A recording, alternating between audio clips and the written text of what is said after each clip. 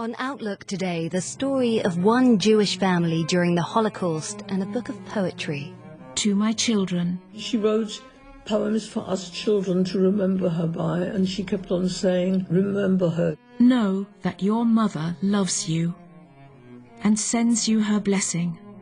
It was a need. It was like you need food. She needed to write her poetry. And she wrote down whatever her memory told her to, plus some new ones. But as the situation worsened, Eva Mendelssohn's mother was forced to make an agonizing choice. She left us behind in the hope that we would be saved. This is my greatest treasure that I have. I came to England wearing just my clothes that I was wearing, plus that little booklet. 80 years later, Eva, about to celebrate her 90th birthday, has had her mother's poems translated at last. A young girl in the Holocaust after the news.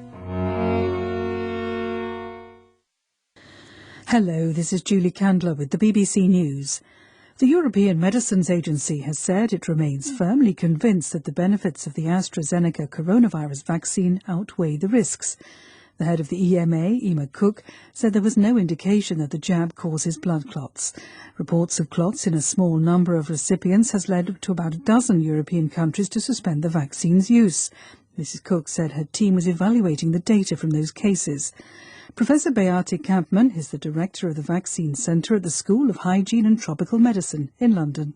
It is utterly appropriate to investigate. However, I'm really worried that there's being a bit of a loss of sight of the priorities, and that is now putting lives at risk because we're seeing a rising number of cases overall in Europe, and the vaccination campaign is way behind where it should be by now.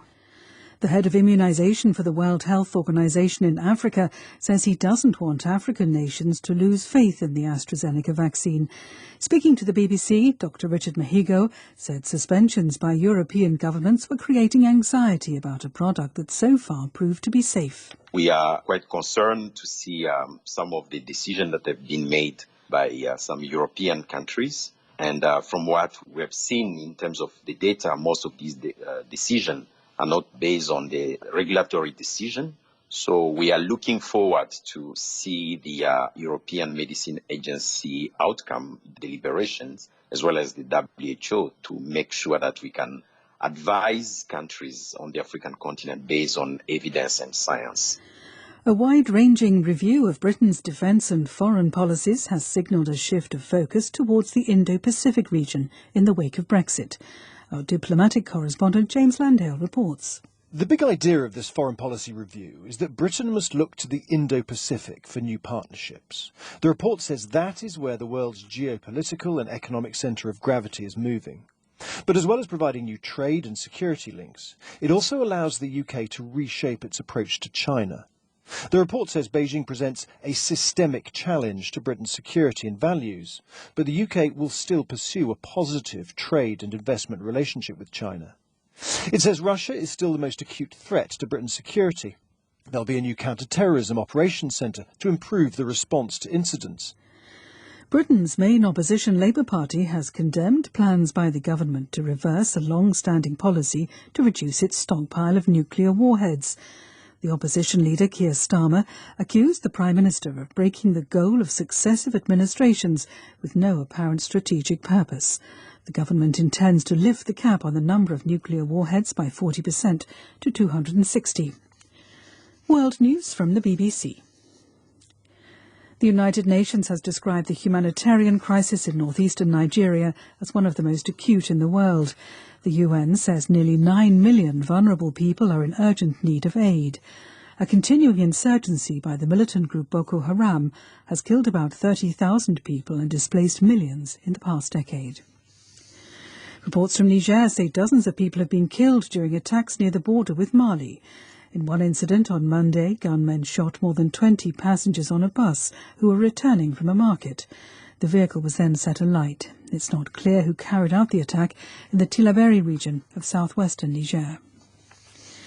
State prosecutors in Poland have asked a disciplinary chamber to lift the immunity of 3 Supreme Court judges. They say rulings by the judges led to the unlawful imprisonment of 2 people. Adam Easton reports from Warsaw. One of the 3 judges, Włodzimierz Wróbel, has been a vocal defender of the Supreme Court's independence. The head of the court's criminal chamber said an internal investigation had already cleared all 3 judges of wrongdoing. The co-founder of a rule of law monitoring programme, Anna Vujicic, called the prosecutor's decision outrageous, adding the authorities' ongoing assault on judicial independence was getting worse day by day. The decision to lift the judge's immunity will be taken by the Supreme Court's disciplinary chamber, which was created under the government's controversial reforms. The French modernist architects Anne Lacaton and Jean-Philippe Vassal have been awarded this year's Pritzker Prize, widely regarded as the profession's most prestigious honour. Lacaton and Vassal have worked on projects in Europe and West Africa, specialising in bright, affordable and eco-friendly spaces. The jury praised them for responding to the planet's climate emergency and also to urgent social problems, as seen in their designs for social housing. BBC News.